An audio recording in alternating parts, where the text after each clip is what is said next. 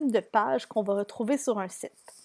Donc, la première page, qui est la page normale, la page par défaut, va toujours comprendre en fait une colonne à gauche qui va avoir les sous-éléments de la même famille, si on veut, qui vont être les parents, les enfants, les petits-enfants.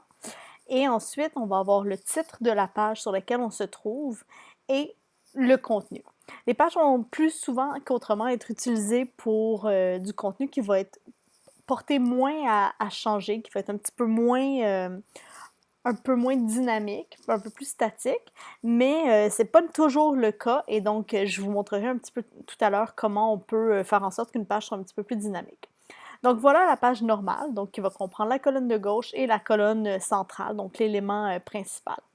On a également des pages qu'on appelle les pages de section, qui en fait, ce sont des pages, elles sont constituées de la même façon, elles sont normales. Par contre, les sous-enfants, les enfants de ces pages-là, vont être à l'intérieur de boîtes. Donc, comme on voit ici, on a 3 différentes boîtes. Et si il y a une image par défaut qui a été définie pour cette page-là, on va voir l'image, donc comme on voit pour la page de section 2 et 3. Ça permet dans le fond d'avoir un contenu qui est un petit peu plus vivant, un peu plus attractif pour les utilisateurs, mais n'empêche pas qu'on peut conserver une page qui n'aura pas d'image, par exemple.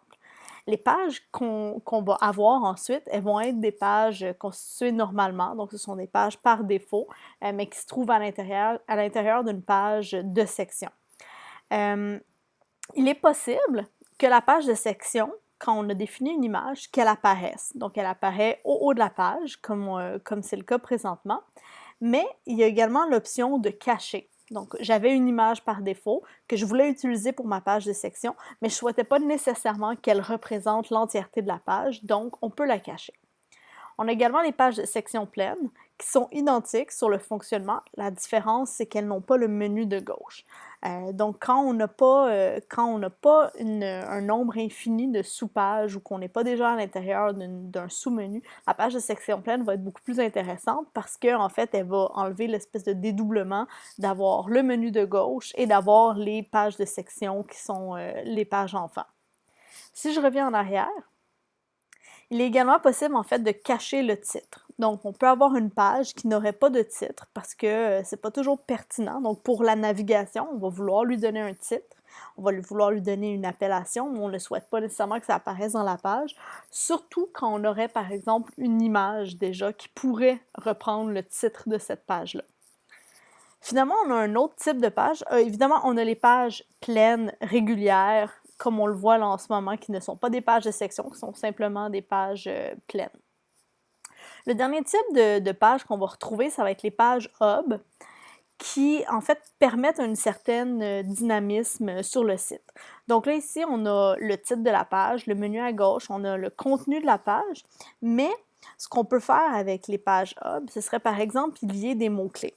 Et là, en fait, sur cette page-ci, je lui ai lié le mot-clé de longueur moyenne. Et donc, tous les contenus de tout mon site, que ce soit des conférences, des calendriers, des publications, ou même des fiches de répertoire, s'ils ont été tagués avec le mot-clé mot de longueur moyenne, vont se retrouver en fait sur cette page-ci. Maintenant, on va voir rapidement comment on fait pour sélectionner ou modifier une page. Donc, si on va dans modifier la page, on va voir que ici, je me retrouve dans l'éditeur texte visuel qui me permet de faire des modifications comme ajouter des caractères gras, ajouter des liens. Donc, on peut très rapidement, même si on ne connaît pas le HTML, on peut ajouter des liens. On peut ajouter d'autres informations comme un sous-titre, et là on peut lui ajouter un style qui va déjà être prédéfini, par exemple un titre 4. Et donc on peut faire toutes ces modifications-là très facilement à la page, même sans connaître énormément de HTML. Ensuite, si je vais simplement dans la section attributs de page et je vois modèle, c'est ici que je vais sélectionner le type de page duquel je souhaite utiliser. Donc les pages hub, page section pleine, pleine page. Ce sont les différents modèles qu'on a vus tout à l'heure et si on le laisse par défaut, ce sera le modèle par défaut.